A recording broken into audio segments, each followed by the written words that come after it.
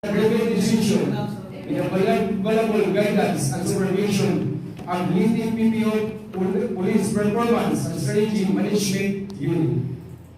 May this decision foster as an open, objective, and productive discussion as we collectively strive for continuous improvement and operational excellence in the performance of our daily duties. Without further ado, this is my honor to warmly welcome to everyone. This operational gospel review. Once again, good afternoon.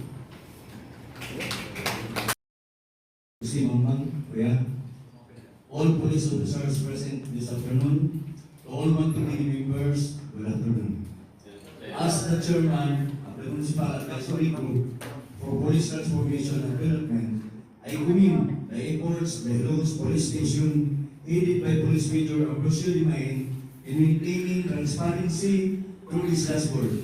It is encouraging to see how the data is being utilized to track performance, identify operational challenges, and guide strategic decisions. However, transformation is an ongoing process. We encourage the police leadership to continue focusing on community engagement, strengthening crime prevention initiatives, and enhancing responsiveness to public concerns. The Municipal Advisory Group remains committed to supporting these efforts by providing guidance, facilitating community feedback, and helping bridge the gap between law enforcement and the people we serve. Together, through collaboration and sustained commitment, we can ensure that our police force evolves to meet the highest standards of professionalism, integrity, and service. We look forward to continued partnership and positive impact it will bring to the safety and well-being of Ilocos. Thank you. At the final stage, which is the institutionalization stage. Despite the adversities we are currently facing right now, our service to the public constituents to improve. We have done our best to be visible to the people and be involved with the different activities in the community with PP Patrol Plan 2030. It is not just the PP organization that will benefit once we get institutionalized. The faith of the public on the police force will also grow as we reach this development. Today has been a significant day to Ilocos Municipal Police Station. We are grateful for the knowledge we gained today. Rest assured that these learnings will be used to further improve the performance of Ilocos Municipal Police Station. I thank everyone who has contributed to making this operations review meeting a productive and successful one. We are also grateful for the active participation and support of the stakeholders. The trust and confidence you give to Ilocos PNP motivates us to attain the vision of a highly capable, effective, and credible police force. On behalf of the Ilocos Municipal Police Station, we look forward to achieve and succeed the institutionalization stage of the PGS. Thank you and God bless everyone. Private decision with a valuable guidance and supervision of leading PPO Police Performance and Strategy Management Unit. May this decision foster as an open, objective, and productive discussion as we collectively strive for continuous improvement and operational excellence in the performance of our daily duties. Without further ado, this is my honor to warmly welcome to everyone. This operational gospel review. Once again, good afternoon.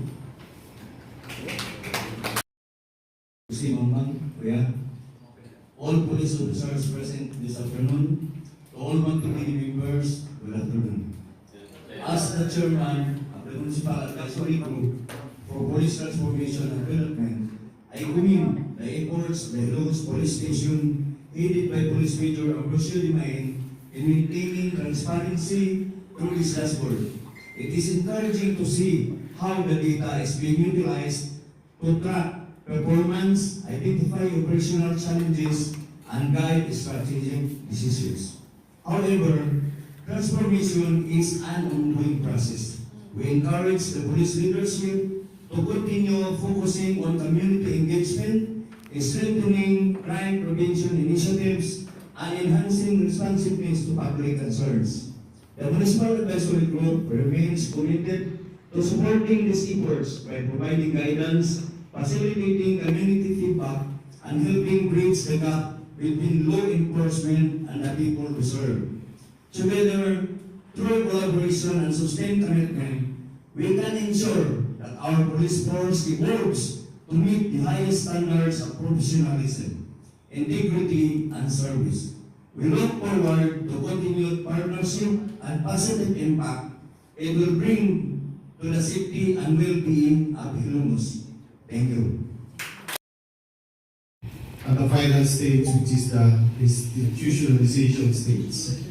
Despite the adversities we are currently facing right now, our service to the public constituents to improve. We have done our best to be visible to the people and be involved with the different activities in the community with PP Patrol Plan 2030. It is not just the big organization that will benefit once we get institutionalized. The faith of the public on the police force will also grow as we reach this development. Today has been a significant day to Ilocos Municipal Police Station. We are grateful for the knowledge we gained today. Rest assured that these learnings will be used to further improve the performance of Ilocos Municipal Police Station. I thank everyone who has contributed in making this operations review meeting a productive and successful one. We are also grateful for the active participation and support of the stakeholders. The trust and confidence you give to Ilocos PNP motivates us to attain the vision of a highly capable, effective, and credible police force. On behalf of the Ilocos Municipal Police Station, we look forward to achieve and succeed the institutionalization stage of the PGS. Thank you and God bless everyone.